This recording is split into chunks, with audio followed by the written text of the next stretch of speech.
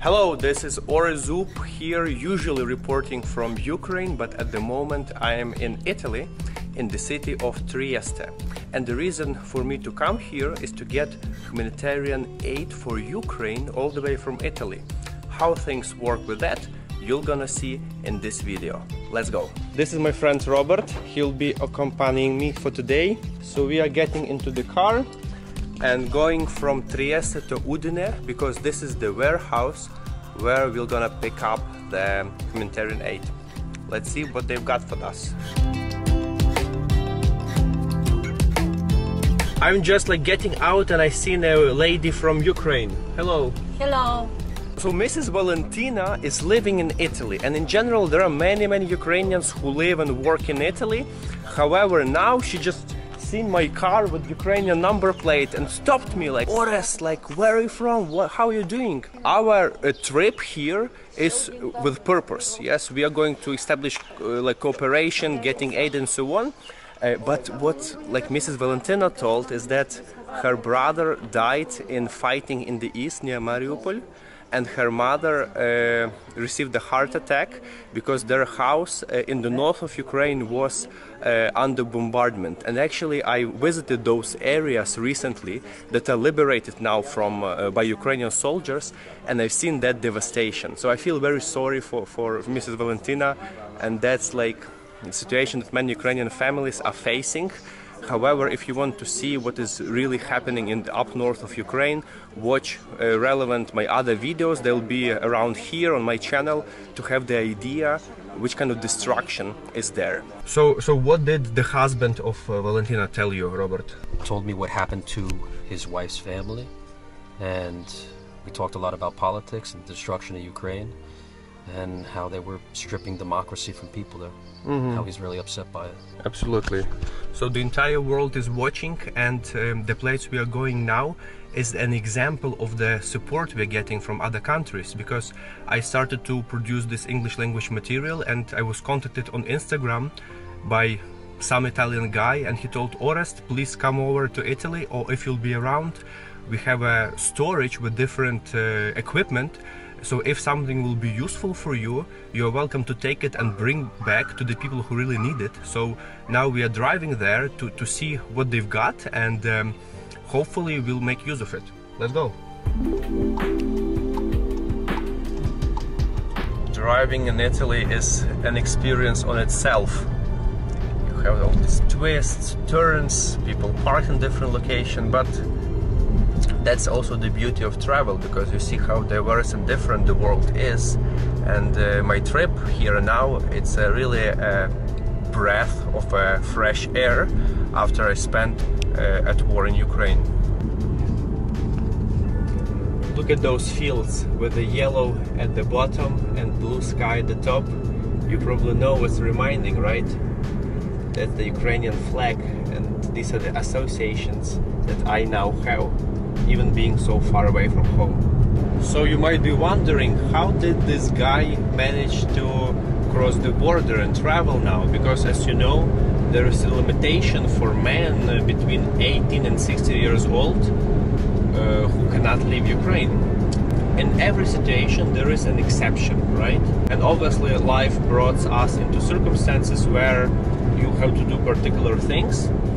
In my case, I am traveling as the person to deliver humanitarian aid to Ukraine, and this is one of the statuses that allow men of this age to travel. So in order to get the permission to cross the border, I applied to the Ministry of Defense of Ukraine, and after reviewing my situation, after providing extra documents where I am going, what I'll be doing, and seeing on my personality that I am doing everything I can to help Ukraine, I received actually the permission to cross the border, and that's now I'm allowed to be here, obviously under the condition to come back, which I'm going to do eventually, and will take you on this virtual trip with me back to Ukraine to fight and to continue our resistance. So thank you and stay tuned.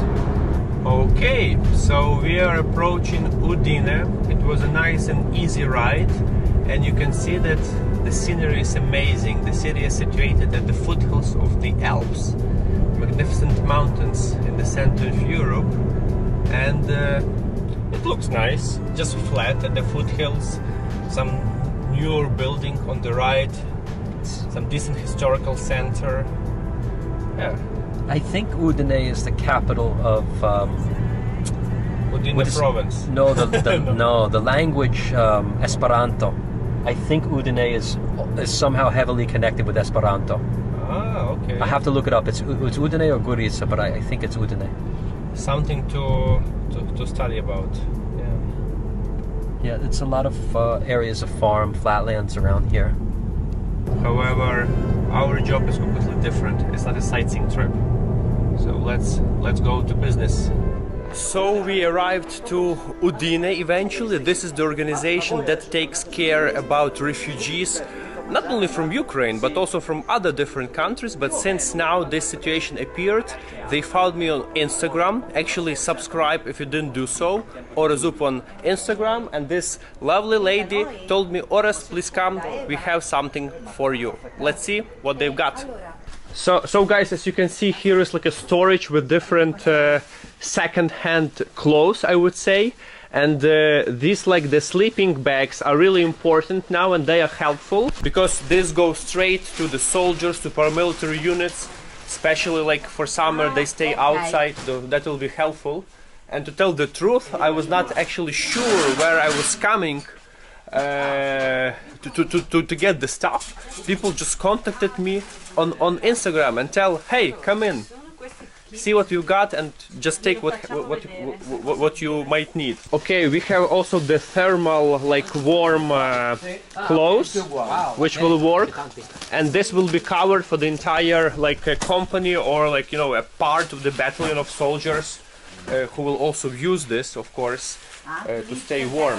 You see, so this is like a sport stuff, but it's also warm, and this will, with the like dozens of those, will equip a good company of soldiers or paramilitaries. Grazie, grazie. Very nice. Thank you very much. Grazie. No. How do you tell very much? Grazie mille. Sì. Grazie mille. Non Grazie mille. importa. Oh wow, we got a lot of stuff. Let's now hope that it will all fit in the car. It's still a lot. It's a nice trunk. We will fit everything, I'm sure. Okay. Completely stuffed inside, as you can see. Well done! Okay, we made it! Well, what can I say? That's amazing. So the name of the organization is Ospiti in Arrivo, Italian. The website is ospitiinarrivo.org. If you want to see more about their activity, please feel free to do so. I'm going to provide the link down below, and I'm very grateful for this help. The guys who really in need are very thankful for this support from Italy. Ciao, grazie. Ciao, buon viaggio. Bye bye. So now we are following that car, and they told us like, don't leave Udine. We want to show you something else, and I believe they're taking us for lunch somewhere. It's siesta time in Italy, and as Robert explained, Italians take food very seriously, and that's like the pilgrimage we are going to execute at the moment. Well, for such occasion, it's worth to do it.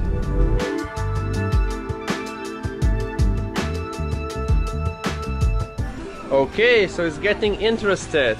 Very nice. Let's try. So Robert, like, what is the place where we are now? Outside of Udine. Yeah, this is like a typical beer garden, or the place where Italians have lunch. No, it's similar. It's a place where people produce their own, like an osteria, but they produce their own goods. So they produce this cheese and they produce this salami over here. It's a lot of like farmer type food that you would have, and it's very popular in this region. They have little places where people are producing their own local. 0 kilometer is very important in Italia. Yeah. So they're producing these goods here, and we're eating them fresh. Amazing, you see. So our humanitarian trip actually turned into this small adventure combined with a cultural experience, which makes it even more beautiful, yes, and more connected. Wow. Oh, it was so tasty. Thank you, grazie. And here we see Alice. Alice, high five. is the daughter of our friends. How are you doing? I'm tattooing. Tattooing? Yeah. Wow. So, like, did you like are there many Ukrainians in Udine? No. Yeah. My friend. And she worked here, and he came from Italy 5 years ago. Okay, and only this. And what about now? Like, are there like many Ukrainians as refugees coming from Ukraine after the war started? No. So they go somewhere else? Yeah. Okay, but thank you for your help. It's amazing. Very gracia. Thank you. And good luck. See you very soon. Yeah. Bye bye. Ciao. Oh wow, like what a story. It all started very spontaneously, like the woman found me somehow on Instagram, she wrote, and it appeared to be I was heading this part of Europe, and it all eventually went pretty interesting. What can you say, Robert, about this experience? It's a normal Italian experience. You come out, you meet some people, they do nice things for you, they're nice people, and you go in ways that you never expected. Absolutely. Like what really strikes me is that we spent more time socializing and having lunch than actually dealing with the logistic stuff, which was already ready. So the car is full, like part of the job is done. And now, first of all, we come back to Trieste, I pick up Marta, and then we go to Croatia. So stay tuned, guys. Don't forget to subscribe on this channel, and let's continue following the events in Ukraine, supporting the fight for liberty, for democracy, and for the entire civilized world.